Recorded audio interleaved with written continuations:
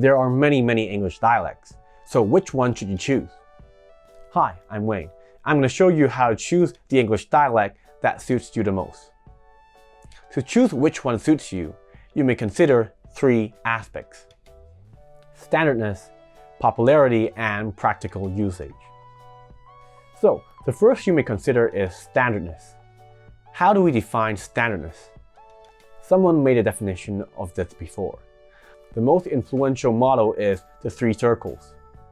In this model, the diffusion of English is captured in terms of three concentric circles of the language: the inner circle, the outer circle, and the expanding circle. Only the English dialects in the inner circle are regarded as standard. It includes English from the United Kingdom, the United States, Australia, New Zealand, Ireland, and Canada, with all of them originating from England. Unfortunately, what I'm seeing right now is that many English learners do not consider standardness. Many of them learn English from the outer circle. Well, I'm not going to say it's wrong, it's just that you have to be aware that those English dialects aren't considered standard. Same story, I believe that you would find it strange if people learn Chinese in places other than China, Taiwan, and Singapore. So, before choosing, you may consider the standardness of different English dialects. The second aspect you may consider is popularity. The more popular the English dialect is, the more users there are. With more users, it's more likely that you'd be able to communicate and bond with more people if you use that particular English dialect.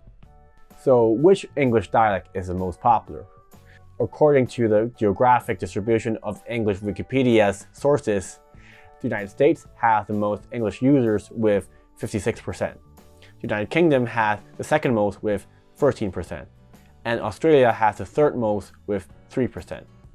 This is why American English, British English, and Australian English are regarded as the big three English dialects. The third aspect you may consider is your practical usage. What do I mean by practical usage?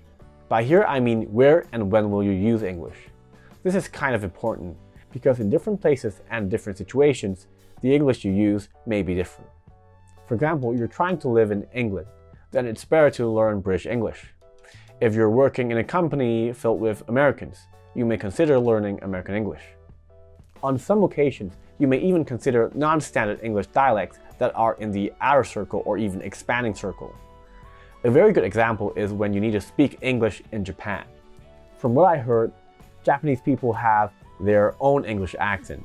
Most of them may think your English is wrong if you're not speaking their Japanese-style English, even if you're using a standard English dialect from the inner circle.